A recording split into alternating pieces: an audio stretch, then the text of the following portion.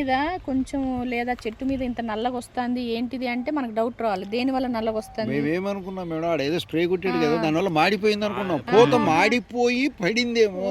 కాదు కాదు ఇంత కీన్ అబ్జర్వేషన్ లో మేము ఇంతవరకు పురుగులు చూడండి అవన్నీ తేనె మంచి పురుగులు ఇవి చూడండి ఇవి పురుగులు ఇవి ఉండడం వల్ల అది రసం పీల్చేసి దాని లిక్విడ్ ఒకటి వదులుతుంది.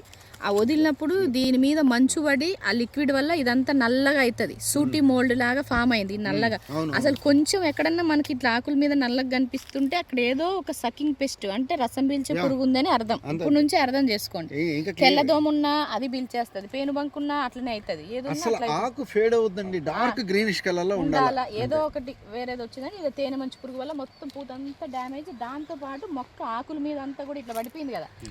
క్లోరోఫిల్ అంతా ఇది ఇప్పుడు ఎండ సూర్యరశ్మి నుంచి ఫోటోసింథసిస్ సరిగా చేసుకోలేదు. క్లోరోఫిల్ అంతా ఇక్కడ బ్లాక్ అయిపోయింది. దీనివల్ల చేసుకోక ఇది డల్ అయిపోతుంది. చెట్టు ఫుడ్ తయారు చేసుకోలేదు కాబట్టి అవి ఇప్పుడు వీటిని మీరు నిర్మూలించాలి. వాటిని మొక్క ఇంకా అసలు డల్గా అయిపోకుండా అది మ్యాట్లు పెట్టేసేయండి. జిగురు మ్యాట్లు పెట్టేయండి. ఇవన్నీ ఇంకా కట్ చేసి తీసేసేయండి సార్. ఇవన్నీ వీలైన పూతలన్నీ తీసేసేయండి. పోయినట్టు మాడిపోయినట్టు కట్టర్ పెట్టి తీసేసేయండి. పూతలు